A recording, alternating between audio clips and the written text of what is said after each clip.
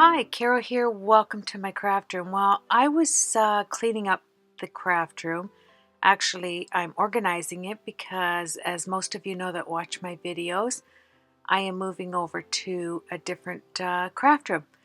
So anyway, as I was cleaning it up, I thought I'm going to turn my camera on and I'm going to do a little bit of lettering fun.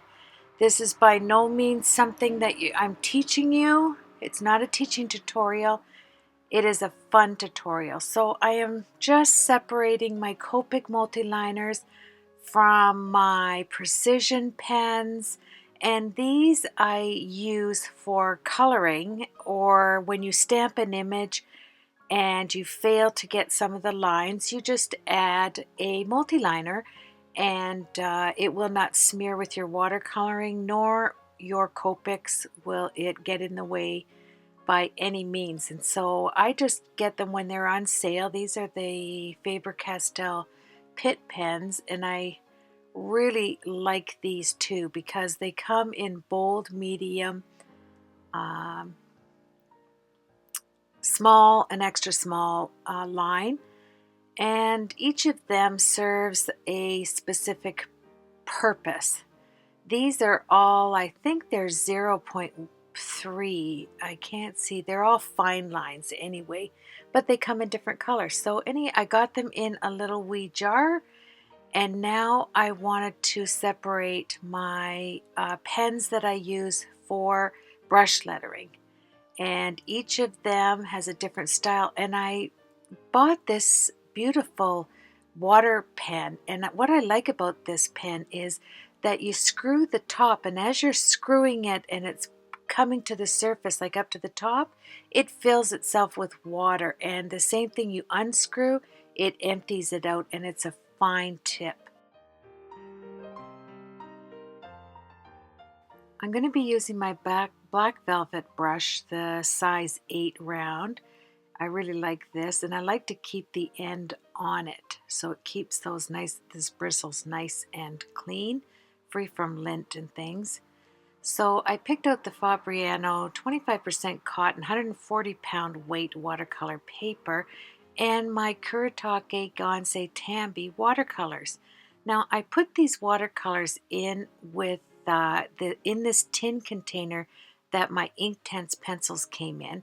I put Velcro on the bottom. I cut out all the colors on the chart that came with the Kuretake paints, and I glued them onto the acetate.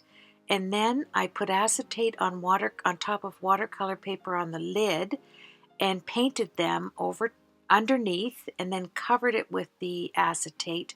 And look, it works out really well for me. I put the Velcro in so I'm not going to lose any of these little containers when I move this tray around. So anyway, I'm going to do some of this brush lettering. I saw Christina Werner do a little project this week, and I thought, you know what? I was inspired to do something like that and just play around in my craft room really late last night. Yes, remember on my craft video tour, I said I was going to do a little bit of crafting? Well, this is what I ended up doing. So I sprayed down my 140-pound paper, watercolor paper, with some painter's tape, and I already pre-wet it just to see how much it would curl, and it really did have a good curl to it, so I stuck her down. I like to have a really good undercoat with any of my watercolors. I generally do that, especially if you're going to add other mediums over top and you're going to lose any of the opaqueness on the coloring that you're doing. It's nice to layer it, to have a light layer underneath, or you can do a dark layer. It doesn't really matter.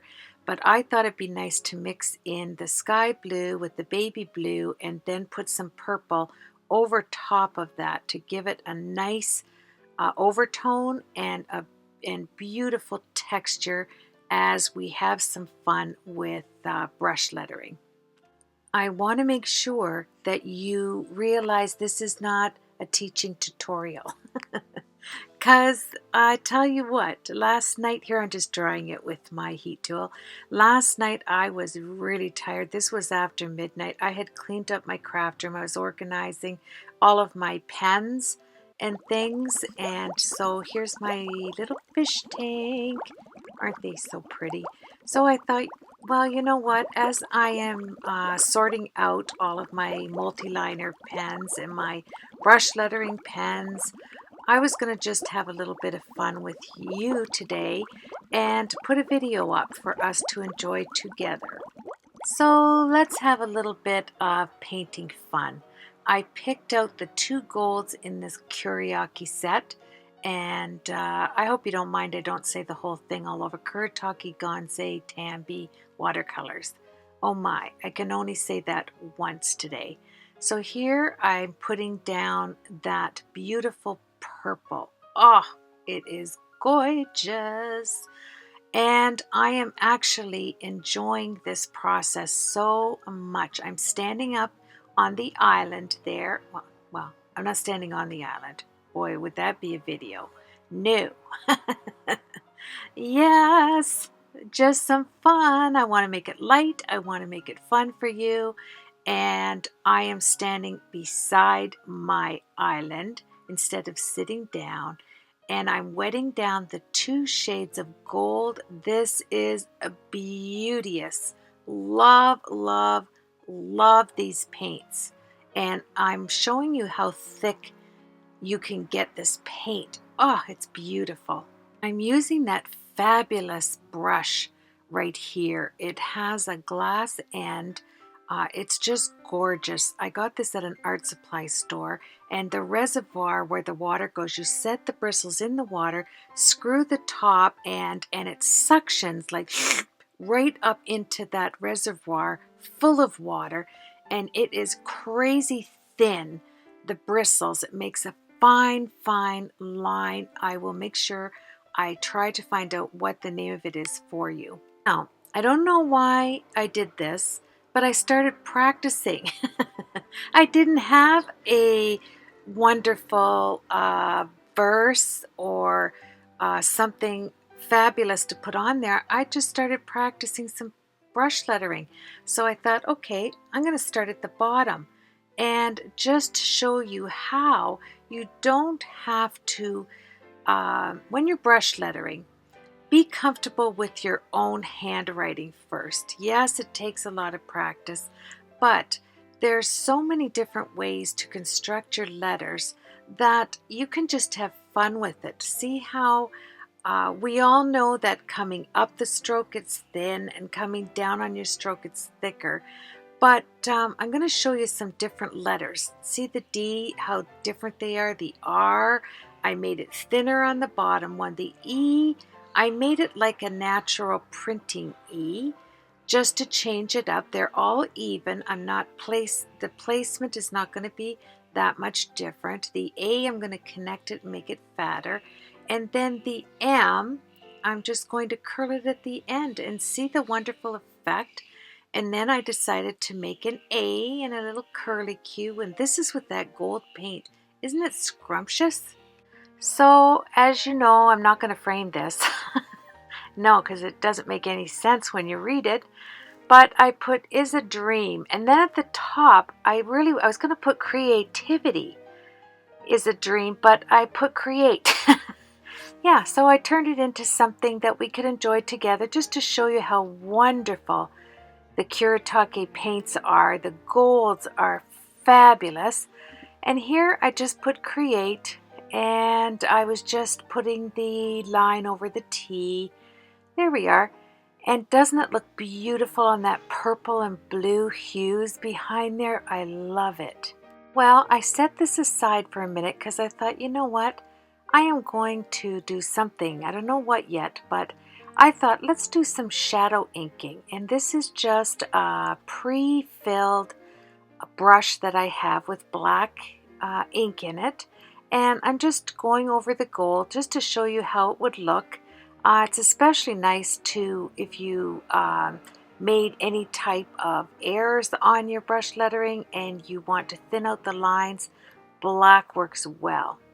So then I grabbed my Recollections markers. I have never used these, and you use your coupon and you can get a set of 48 for next to nothing. It's fabulous. And I just started to experiment with a different font, just kind of like a fun font. That's what I'm calling this. And yeah, so I put spring, just seeing how they look. You know, there's nothing. That's why I'm saying this is not a teaching tutorial. All I'm doing is playing. And then I saw some of this graph paper that I had, and I thought, you know what, I'm just going to write the word brush and just see how it comes out with my pit markers here. And I really liked it, so I thought, okay, let's do it on a piece of vellum. And I did the word hi. That's all I wanted to put on there. I didn't have a lot of time. I was packing up to come back home here to the other house. So I got my H down. I like this kind of fun font. And my I, and dotted it, and now we'll go on to something else. Yes, it was quite late as I was putting the camera on some practice lettering. And here on the B, it just kept releasing too much India ink on the downswing. So I thought, you know what? I am going to put my things away, call it a night. But first, I wanted to say thank you to everybody for your wonderful comments and for subscribing. So I took the recollection marker, and I did a technique I like to use is the first letter tilt it a little bit and then go back to a straight up font, and it captures the I. And I certainly do thank each and every one of you for watching.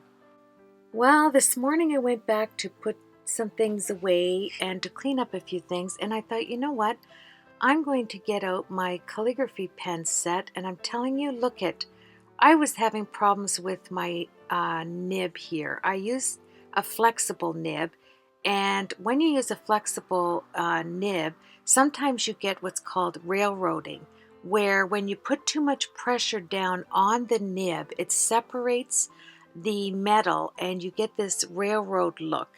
And if you don't get your pen dipped in your ink properly up to the almost the top of the nib, it becomes dry about halfway up, and then it doesn't matter how much pressure you put on it, it does not release the ink. And then it will separate the nib, the flex nib, and you'll get these two lines. And but you know what? You can, like, watch right here. See how it was railroading there on the E in the middle? So I just go back at times and just fill it in how I like it. As always, everybody, thank you so much for joining me. This was just a little bit of R&R, rest and relaxation from organizing my craft room. And I had fun. I'm practicing right here. I was going to make a card, and I was going to put "You Make Me Happy," but I, for some reason, didn't measure out the make. I put it too far to the right, but that's okay. I'm going to move on to coloring this card for you and making a nice quick card. And thank you so much, as always, for joining me, for your wonderful comments, and for subscribing. I really do appreciate it. And here I'm using my new India ink pen, and it came out lovely. Look at that. It's doing everything I want it to do right at the end. Take care.